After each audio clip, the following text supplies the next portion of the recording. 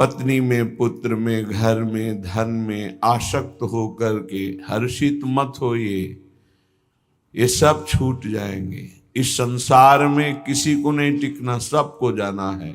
इसलिए हे भाई, उद्दंडता नहीं, मनमानी आचरण नहीं, प्रभु का आश्रय लेकर धर्म आचरण करते हुए नाम जप करो, जीवन का परम मंगल हो जाएगा। उपासक अपने इंद्रिय मन को किसी भी उत्सव का निमित्त बनाकर, किसी आनंद में प्रफुल्लित होकर या किसी विक्षेप को प्राप्त होकर कभी किसी विषय को स्वीकार न करे। बहुत ध्यान से सुनना, एक दिन की छूट तुम्हारे जीवन भर के लिए वो संस्कार रूप में फांसी बन जाएगी। ऐसी जगह आपको फंसा देगी, निकलना मुश्किल हो जाएगा। फंसना सहज है, निकलना मुश्किल है। हर भोग एक विशाल अथाह दलदल है, धंसते चले जाओगे, निकलना कठिन है। इस बात को दिमाग में चाहे लिख लो या डायरी पे लिख लो। हर भोग माया का ऐसा दलदल है कि जो इसमें एक बार चखने के लिए कूदा वो धंसता चला गया। गुरु कृपा, हरि कृपा निकाल ले तो निकाल ले, या निकला हुआ महापुरुष निकाल ले, अन्यथा वो उसमें डूब ही जाता है। ऐसा दलदल है। वह श्री जी का कृपा पात्र है, आज नहीं तो कल वो महापुरुष बन जाएगा। अर्थात जो महापुरुषों की गति वो उसे प्राप्त हो जाएगी। वो धामवासी है, प्रियाजू ने स्वीकार किया है। आपका क्या अधिकार है कि आप उस पर दोष दर्शन करें? तो कह रहे हैं जो वृंदावन धाम में वास करते हैं उनके दृष्ट दोषों को दिखाई दे रहा है। ऐसा नहीं कि नहीं दिखाई दे रहा, आप आरोप लगा रहे हैं, दिखाई दे रहा है। दृष्ट दोषों को सत्य मान करके वर्णन करते हैं, उनकी निंदा करते हैं, तो आपका भाग्य दुर्भाग्य में बदल जाएगा। यदि आप ये विचार करके कि श्री जी के लाड़िले हैं, इनकी बाहरी बात है पर इनके ऊपर बहुत कृपा है, आज नहीं तो कल ये सब सुधर जाएंगे क्योंकि लाडली जी के कृपा पात्र हैं, बात बन गई। ऐसे मूर्ख लोग अपना संकट स्वयं चयन कर लेते हैं। जो दूसरों की, वृंदावनवासी की दोष दृष्टि से निंदा आदि करते हैं, बहुत निकृष्ट बात है, इसे कभी स्वीकार न करें। सच्ची कहते हैं, देखो अपने सब पावन भूमि में बैठे हैं, निंदा तो अपनी करनी चाहिए। अंदर से देखो, ईमानदारी से देखो, जो हमारे अंदर कूड़ा करकट है इसकी निंदा करनी चाहिए कि मैं बहुत नीच हूं, हम पर इतनी कृपा है लाडली जी की, इतना दुलार कर रहे हो, हम उनकी दुलार को ठुकराए चले जा रहे हैं।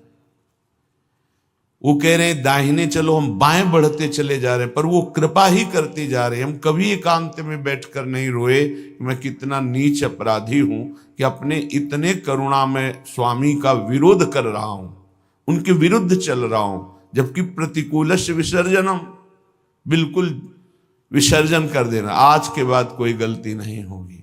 पर हम गलती पे गलती करे जा रहे हैं। श्री जी इस बार माफ कर दो, आगे से फिर किया, श्री जी इस बार माफ कर दो, फिर वही वो माफ करती चली जा रही। हमसे गलती होती, जब हम ये देखेंगे तो हम दूसरे को देखने लायक ही नहीं। हम क्या दूसरे को देखें? हम अच्छे हों तो दूसरे को देखें, और जब सच्चाई में तुम अच्छे हो जाओगे तो दूसरे के दोष नहीं दिखाई देंगे, सब में अपने प्रभु दिखाई देंगे। इसलिए श्रीपाद कह रहे हो, मूर्ख लोग अपने संकट को बुलाते हैं, संकट का निर्माण करते हैं।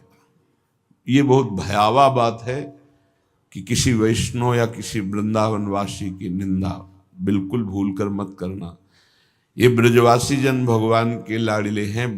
देवराज इंद्र को भ्रम हो गया, घुटनों पे आ गए, तब भगवान ने क्षमा किया। जाओ, त्रिभुवन पति घुटनों पे बैठे थे इसी रज में। ये जो गोविंद कुंड है ना, घुटनों के पर थे, नाथ क्षमा कर दो, तो जाओ।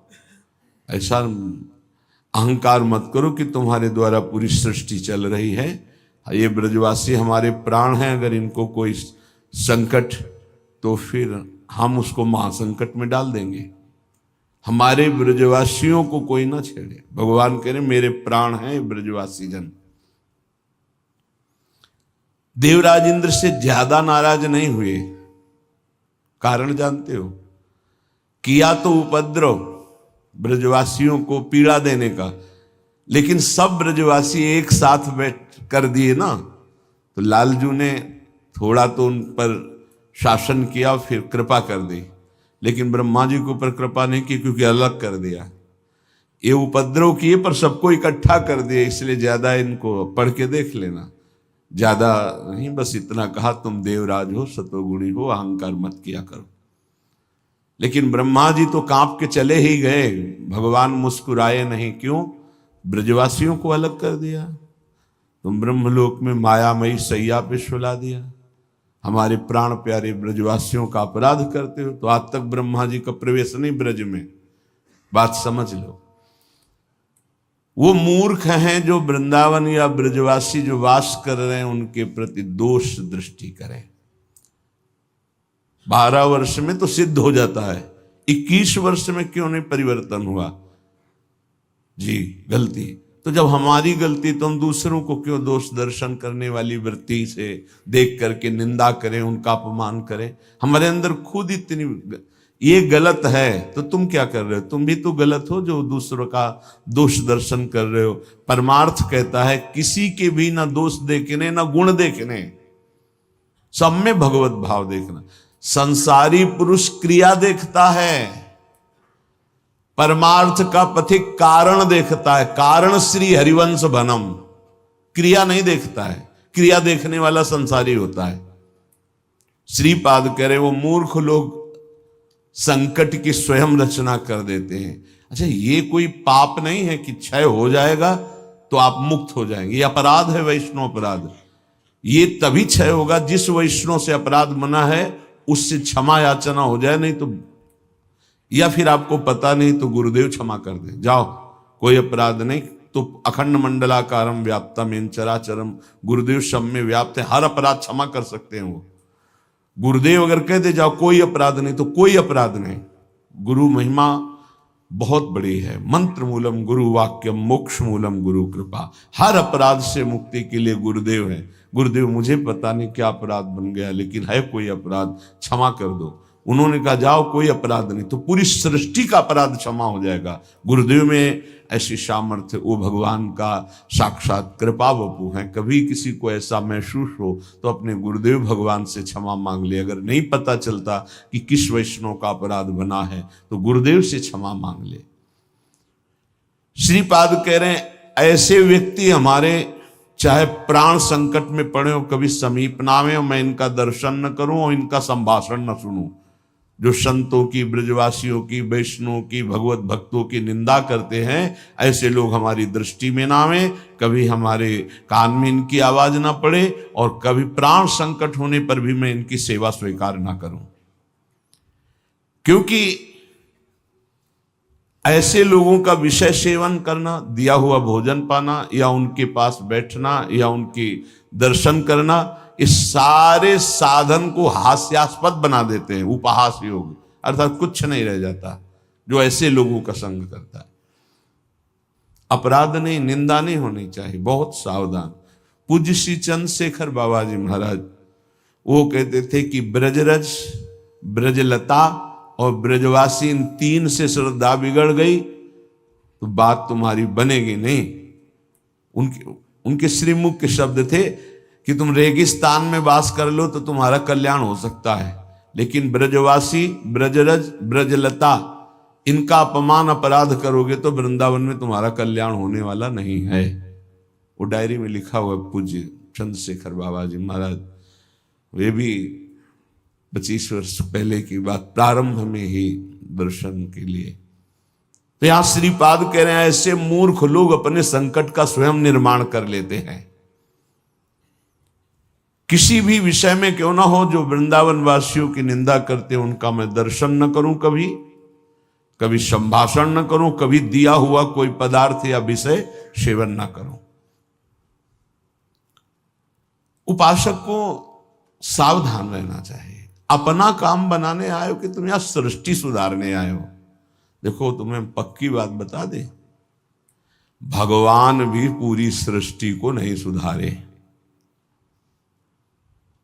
जब अवतार लिया तो जो भगवान की शरण में हुए, सन्मुख हुए, उन्हीं का उद्धार हुआ। ध्यान रखना, चाहे काम से, चाहे द्वेष से, चाहे राग से, चाहे भक्ति से, कैसे भी अवतार के समय जो भगवान से जुड़े वो परम पद को प्राप्त हुए।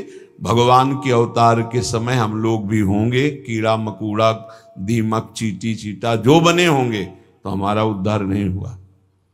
जो सन्मुख हुए, नाम जप किया, उन्हीं का उद्धार हुआ। ये बात पक्की समझ लो। तो भगवान अवतार लेकर के जगत मंगल के लिए आए, पर जो भगवान की शरण में हुए, सन्मुख हुए, उन्हीं का कल्याण हुआ।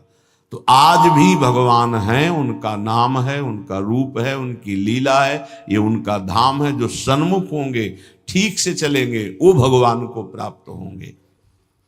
वो गुरु नहीं है जो अपने शिष्य को भगवत प्राप्ति न करा दे, मृत्यु के पास से छुड़ाकर अमर पद न प्रदान कर दे। वो गुरु नहीं। गुरु न सस्यात्, वो कैसा गुरु जो अपने शिष्य को भगवत प्राप्ति न करा दे। वो कुटुंबी स्वजन नहीं है जो भगवान के भजन में ना लगा दे।